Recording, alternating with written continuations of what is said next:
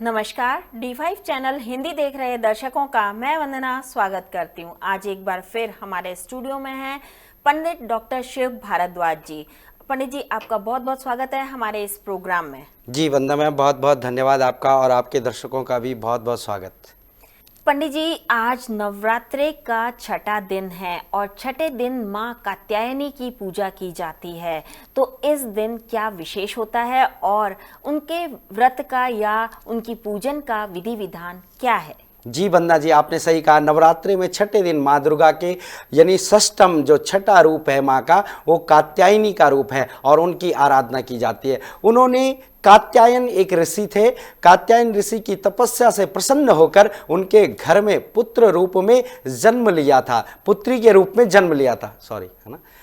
प्रसन्न होकर के उनके घर में पुत्री के रूप में जन्म लिया था और ऋषि कात्यायन ने ही सर्वप्रथम सबसे पहले इनका पूजन किया था। इसी कारण इनका नाम कात्यायनी पड़ा। माँ कात्यायनी का जो स्वरूप है वो तेजोमय है और अत्यंत चमकीला है। इनकी 4 भुजाएं हैं। दाहिने तरफ इनका ऊपर का जो हाथ है उसमें अभय की मुद्रा में ये रहती हैं, तो नीचे वाले हाथ में वर मुद्रा में ये विराजमान है। बाईं ओर के ऊपर वाले हाथ में माँ के हाथ में जो है वो तलवार यानी खड्ग धारण करती है, तो वहीं नीचे वाले हाथ में कमल सुशोभित है। सिंह माँ का शेर जो है वो माँ कात्यायनी का वाहन है। इनकी साधना से साथ को इस लोक में रह कर के भी अलौकिक तेज की प्राप्ति होती है। जी पंडित जी, इनको क्या पसंद है, इन्हें क्या चढ़ाना चाहिए?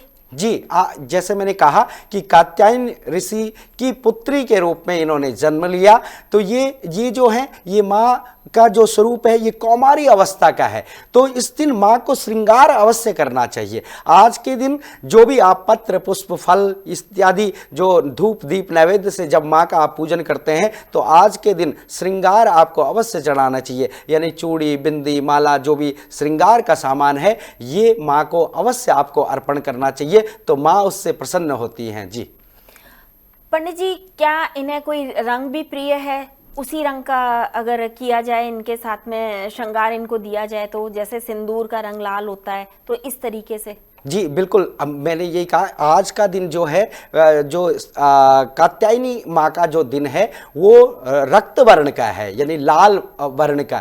तो आज के दिन आप अपने जीवन में आप लाल रंग का प्रयोग कर सकते हैं। यदि आप कपड़े पहन रहे हैं तो रक्त वर्ण के लाल रंग के आप कपड़े पहन सकते हैं और माँ को भी आप सिंदूर, जो मैंने पहले भी कहा कि आप सिंदूर चढ़ा सकते हैं माँ को, क्योंकि और लाल पुष्प से भी आप लाल पुष्प से भी आप माँ का पूजन कर सकते हैं। जी आज का वास्तु टिप क्या होगा छठे दिन का? जी, आज का वास्तु टिप्स है, यदि आपके घर में कोई भी कारोबार में वृद्धि नहीं हो रही है या आपका कार्य चलते चलते बंद हो जाता है तो माँ की शक्ति का आराधना करने के लिए ये बहुत बढ़िया दिन है। इस दिन आप किसी भी कहीं पर भी आपके घर में हल्दी की गांठें होंगी, 3 हल्दी की गांठों को लेकर के उसको पीले कपड़े में बांध करके अपने जो आपका पूजा स्थान है, पूजा स्थान पर आप रख दीजिए, तो उससे आपके घर के वास्तु दोष भी दूर होंगे और आपके जो रुके हुए कार्य हैं वो भी संपन्न हो जाएंगे। ये छोटा सा वास्तु